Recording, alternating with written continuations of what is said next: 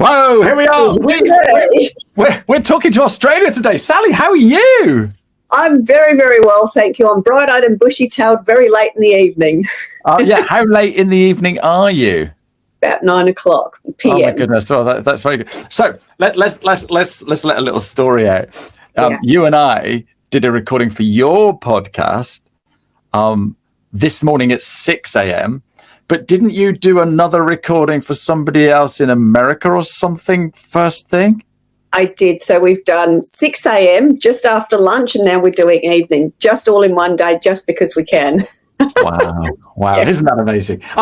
Sally, for those people that don't know who you are, let us know who you are, what you do, please. Yes, certainly. So Sally A. Curtis, I have a content marketing agency called Monetise Your Content, and we're best known for turning your existing content into bite-sized content pieces and building you a library of reusable assets to make consistency and posting on social media a breeze. I think you've said that before, haven't you? Yeah. And so if we look at you on LinkedIn, you are the feisty bite-sized content crusader. I am. I love it. Thank you. I think that was a suggestion of yours too, wasn't it? When we might have been. It might have been. And this is the thing. It's how are we going to remember you? So where does the feisty come from, Sally? Way back when I sold my racehorses and show horses and started racing ferrets. And ferrets are, in fact, feisty, and I would very, very much say my spirit animal. So hang on. Yeah, we're here to talk about content. We're here to talk about content, and here we are now talking about ferrets and racing horses. Yeah. I'll tell you what, racing horses, absolutely amazing sport. But oh my goodness, huge, expensive. Ferrets, that's dead easy. I can see why you transitioned. Was there any other reason? And I'll also say I actually made more money racing ferrets than I did horses. Oh, that is brilliant. Oh, you're going to have to come back and just tell us this ferret story. That is crackers. So, content. How did you get into content? Long story short, been in the professional development and personal development arena for a very, very long time. Was a seminar junkie, and then found myself at the front of the room as a speaker, and then kept getting asked, "How are you putting bums on seats to all your events?" Because that was something I used to do for other people. And that was how I discovered LinkedIn, which we'll get onto later. But when I was doing that side of things so effortlessly and didn't really know what I was doing, I was utilizing LinkedIn and creating content and posting it in groups and just doing building conversations and relationships. And I thought everybody did that. That was common sense. And I started to see with my speaker buddies that were struggling, and they were getting really fatigued and frustrated. And I said, "Oh, you've written a book. How many books have you written?" And they'd go, "Oh, we've got all of this." And I just did my, "Oh my God, ferret style. Oh, for God's sakes, give me your book." And I actually started turning books into little bite-sized pieces of content. And then I kept getting asked, "Sally, I've got somebody that, could you help them do that?" And that was how it became a thing. And when one of my referral clients had come to me and he had a book and 3 hours worth of video content, and he had a marketing team, so we didn't need to do the graphics, but I did extracted all of the gold, the extraction process, as we call it, and turned it all into the, suggested pieces that they could use on social media and e-newsers and lead magnets and other video opportunities. And we turned that into 300 asset opportunities for him, about 32 e-newsers, and we also turned the 3 hours worth of video content into 32 videos. And it was at that point that the client said to me, "Woohoo, we've just created 2 years worth of content," which is where my tagline came from and why we are now best known for turning books into 2 years worth of content. There's always a story. and what a brilliant story. And the thing is, right, I don't know about you, but I'll just say hello to Sam. Hi, Sam. Thanks for coming along. If you've got any questions, beautiful lady. you know Sam, do you? She's staying up late as well, is she? Sam, if you've got any questions. She's in the UK. All right, okay. So having her lunch as well. So if you've got any questions, please pop them in the box and we're going to have a good old chat with Sally and ask those questions for you. So I teach people how to do LinkedIn, but they always say to me, I don't know what to write about. What's your answer to those people, Sally? Well, twofold. I think what you do really well is, telling that personal story and, the examples of what they've done with clients is a great way to create the written type of post. And then where we come in from a different angle is utilising those stories or those articles or books or the long form content or even a video that you've created, working with the transcription version of the video, going through and actually highlighting the little one-liners or the little teachable element or in my case, the Sally nags or the rants and all those sorts of things. And I've always got a pencil and a highlighter, and I work with written sheets of paper because it's easier to see because it jumps off the page at you. If you just go through an article and highlight some of those one-liners, you can turn them very, very easily into a graphic social media post that you can then store for those times that you're in a hurry and you want to race out the door. But when you re-look at them, there's a level of being in that inspired state, so you can quickly write, the post, the written bit that goes with it, but you've got a beautiful graphic asset that helps stop the scroll that sort of attracts people and is highlighted in your beautiful brand colours like your yellow, etc., and things as well. Helps you be recognisable and stand out. Yeah, absolutely. So I've written a book, all right, and it's, I don't know, I'm not talking about my book, I'm just being hypothetical. I've written a book and it's taken me a year and it's like 60, 70, 80,000 words. Yep. No one's going to want to read that again in a post, are they? Absolutely not. And you know what I find is the author, because they've spent so much time birthing it and then they've spent so much time marketing, they almost don't want to look at it. When you say, oh, you could repurpose your book, they get this cringe. They go, no, don't make me look at that again, because they've grown and evolved from the process of writing that book, which is probably why people come to us. But my trick for those that don't want to utilise our services and want to do it themselves is you don't actually reread the book.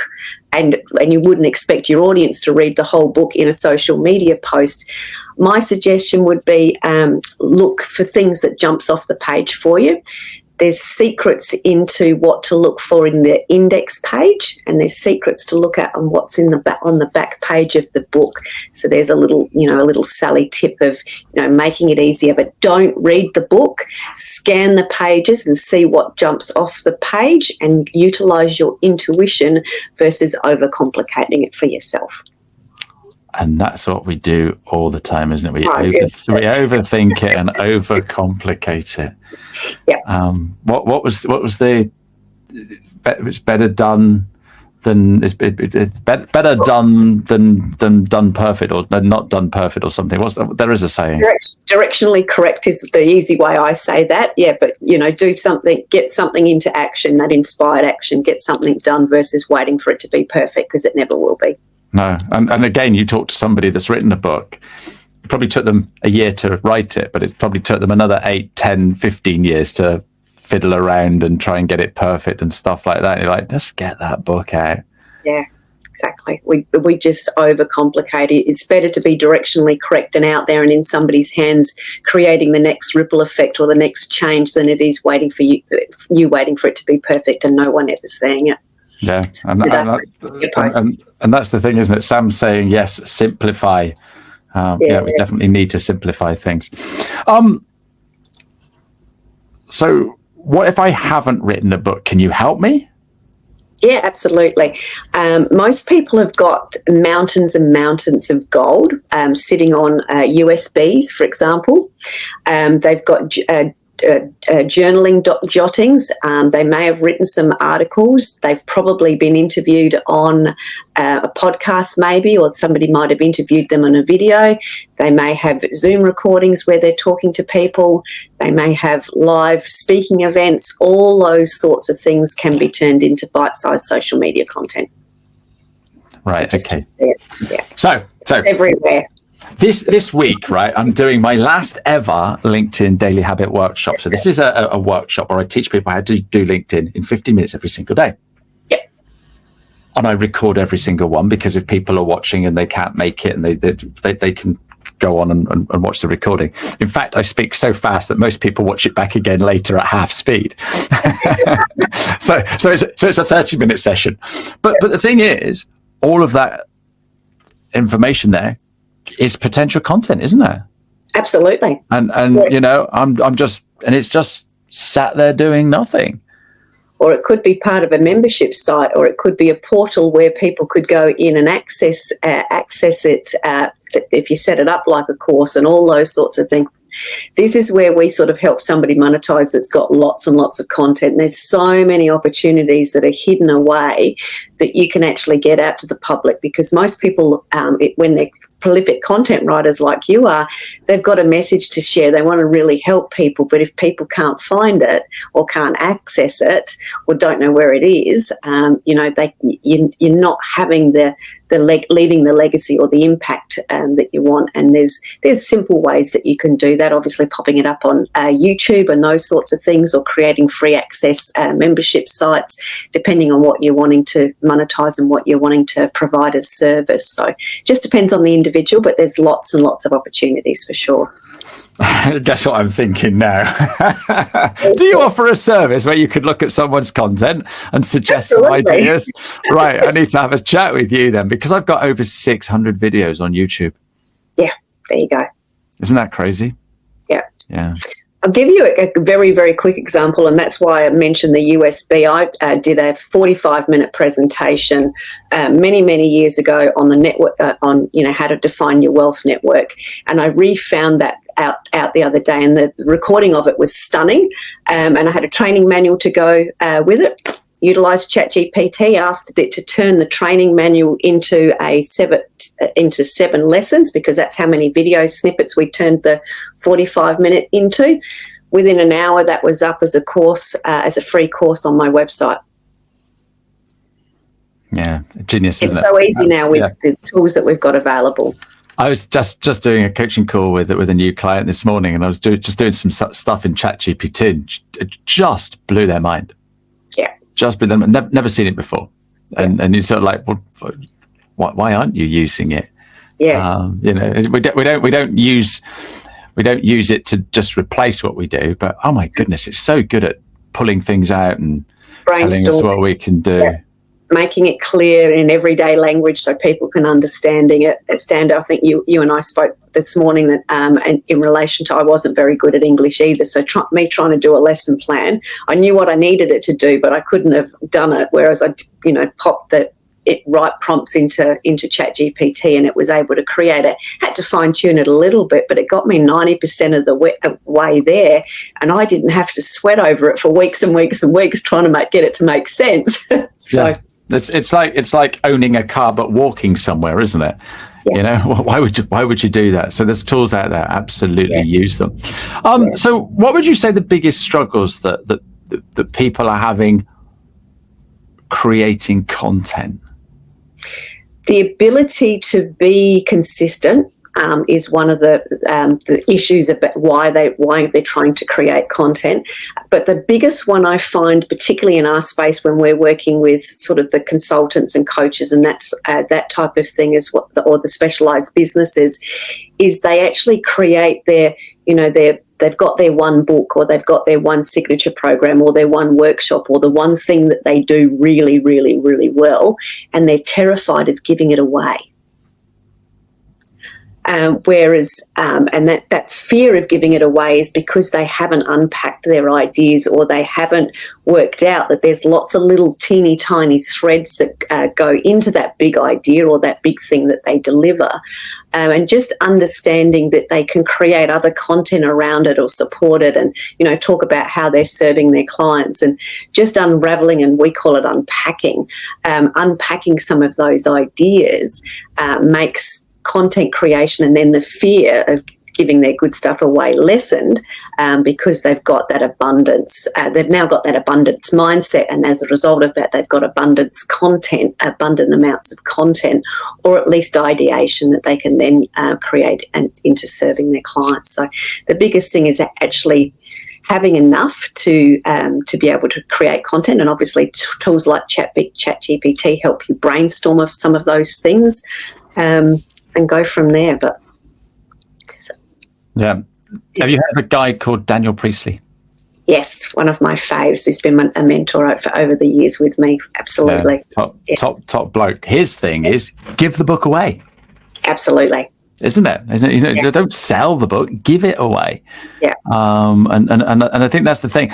I think what people forget, okay, whatever it is you're doing for people, however you're doing it, there's this thing called Google. Okay? Yes. And if you go into Google, all right, it's on the internet, and you just type in, how do I, and it will tell you. And there's loads and loads of things coming up telling you. And then if you scroll down a little bit, there's even videos. So you're not really giving it away. You're just signposting that you do it as well, aren't you? Absolutely. And I'm just going to pick up on something you've said there. When you Google something, so in your topic, you've Googled it and you've got all those articles or videos, etc., that you've come up. There's a little section down the bottom which we use, and I'm just highlighting this because this is a great place to work out, what content could I write? There's a little secret down the bottom of the Google page that says people have also searched for. And you can utilise that as a great way to start creating content around the thing that it is that you do. If you've Googled one option, you've got the search terms and you've got all those elements, but also having a look at what else people have searched, and that'll give you some clues as to what type of content to write or what people are searching for. Love that. Right, speaking. Yes. You said all your speaker buddies weren't getting work and stuff like that, and you've helped them. Have you got any stories that we can this person's now doing this and this because of the content that they're putting out? Oh, which one? I think one of my favourite ones, and he may be on, so I'll on listening to us, is a gentleman by the name of Peter Nichols.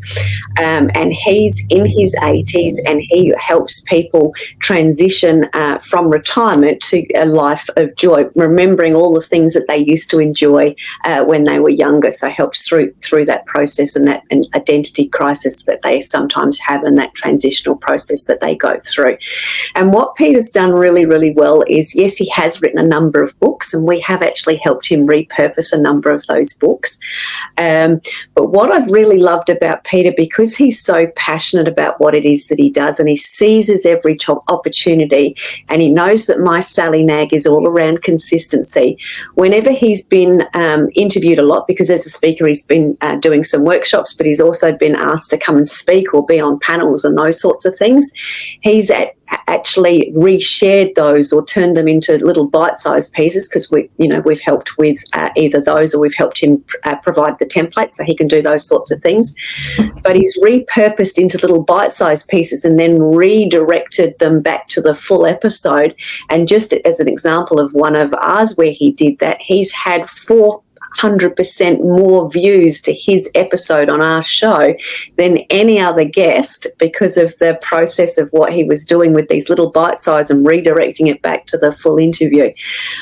So that's one of my favourite examples, totally unexpected. It blew his socks off when I shared with him the data, because it was I could see it on my YouTube channel. But that's I suppose the gift of being consistent and using your bite-sized content to redirect to your other things that you're selling, or your other bigger pieces of content like your videos on YouTube or your articles or your blogs, etc. Directionalizing your content so you can monetize it and create the impacts that you're wanting to. Right, love that. I'm going to ask you about monetizing, but first, you've mentioned the C word quite a few times. Oh, that consistency word. Yeah, you've been consistent in what you've been saying. How much is consistent? Is that like 3 or 4 times a day, or what do you call consistency, please? Oh, I love this question, because I like to blow this question up. The consistent, I say your consistency rhythm depends on the lifestyle that you want, and the way in which you intimately know your client. So some people say you have to be on social media every day of the week, 5 days a week, 3 times a week. But the reality of it is it's all about, what suits you and what suits the audience that you serve. And I say find your consistency rhythm, because you can trust your instincts. Where's my sign? That side. Trust your instincts on this. Your audience will give you the feedback, so you'll actually will know. It might take you a month or two to work out where it is by being consistent and then sort of tracking it back. But the beauty of it is, as an example, I've got a client here in Australia that only posts once a week on LinkedIn around 2 o'clock or 3 o'clock on a Sunday, because that's when his audience is online. Brilliant. And I'm just thinking the consistency piece, right? There's in Europe at the moment, there's something called the Euros. That's every 4 years. Mm-hmm. All right. And we've got the Olympics as well. That's every 4 years. But it's still consistent, isn't it? Absolutely. There's a rhythm. Yeah, absolutely. Look, Peter Nichols has come on and said, and Peter, this is from me. If you want to come on my show, I would love to have a chat with you. I think from what Sally's just said, you would be an absolutely awesome guest. I don't pay, all right, but I can offer you a good, fun interview. So if you're up for that, and this is the thing what Sam's saying. Consistency is one of the best strategies that she's learned from you, and it is just showing up regularly. It is.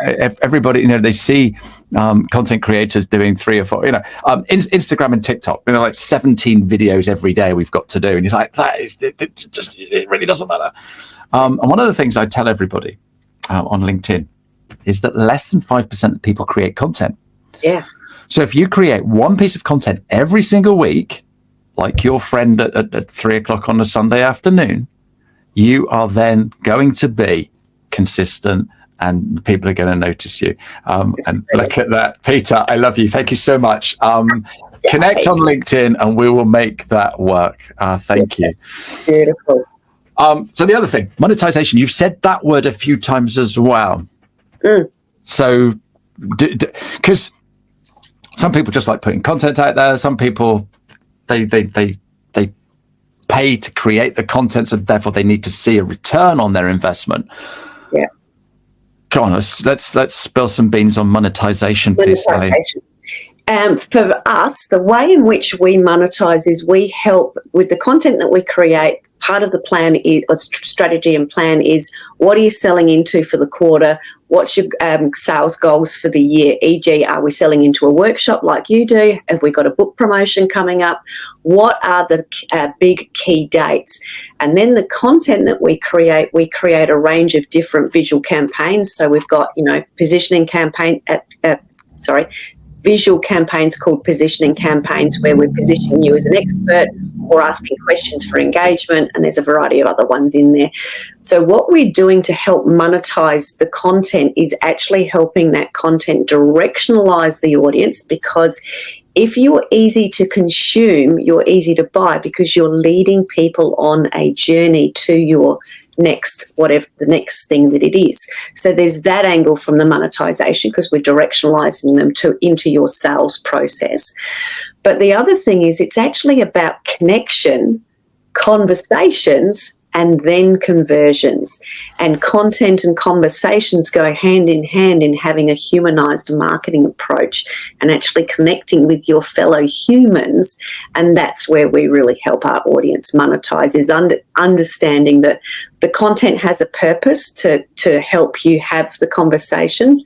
The service that we provide by doing it for people is we take all of that messy stuff, so they can just build the relationships, but we're strategically creating the content that is directionalizing the audience and leading the audience on a journey to whatever it is that you're selling. So that's one way of monetizing it.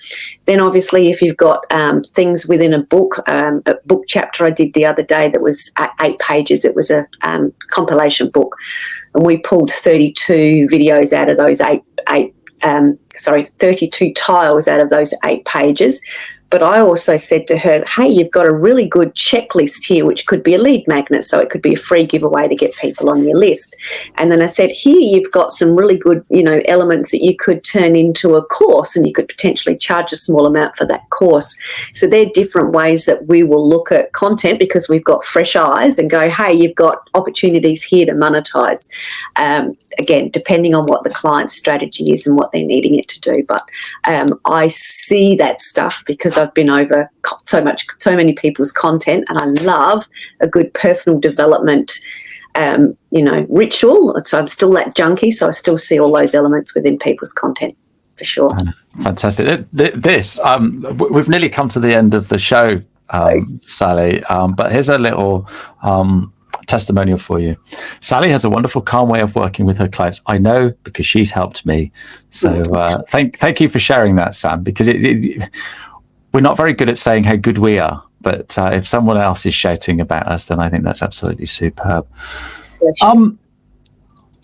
Right. How do people work with you? We need to know how to get hold of you, what happens, what the process is. Yeah, absolutely. Best place, obviously, to get hold of me is... Let me guess. Is it LinkedIn? Yes. LinkedIn at Sally A. Curtis.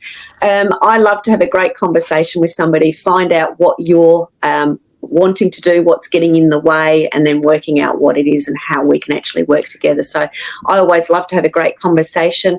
Another thing that we often like to do is, hey, I would, throw a chapter at me or throw an article at me, and I'll show you, some elements and walk you through what it is that we actually do in real life around your content. But definitely the first step for us is to have a great conversation, and then we can take it from there for sure. No, absolutely fantastic. I've got one more question for you, but before then, I'm just going to let everybody know who my guest is next week. And if anyone's got any questions for Sally before we go, but next week I have got a young man by the name of Jamie O'Neill, and he's putting on a business show here in the Southwest. So we've had a business show in the past, but it didn't happen for one reason or other this year. So he's a very brave guy. So looking forward to grilling him and finding out all about that. Sally, Yes. My final question to you is, what advice would you give your 16-year-old self? I love this question. So I'm going to say, and I remember distinctly 16 and 17 in me with my parents. So that's 16 or 7, and the apple hasn't fallen far from the tree with my son Rory as well. So when you're 16, 17, 18 and you've got that, I know everything, I can't be told, I'm really good at everything, you're just crazy. I'm going to say to all those people, for God's sakes, keep that bold brilliance. But I'm also going to say, find some grace within it to actually ask for help, but maintain that bold confidence that you have when you're 16, 17, 18, where you just boldly know everything. And that, I think, carrying that boldness with a little bit of extra grace throughout your life will stand you in good stead. Yeah, brilliant advice. Sally, you have been an absolute dream. Thank you so much. It feels like I've spent the day with you, because it started and we're having lunch with you. If you want to join me for dinner, I'll wake you up. That's absolutely fine. But Sally, thank you so much for coming on my show today. And thank you to everybody for all those lovely comments. And Peter, you're on. So thank you very much indeed. Cheerio. Thank you. See you again. Bye. Bye now. You get out what you put in. Never gonna lose, never gonna win.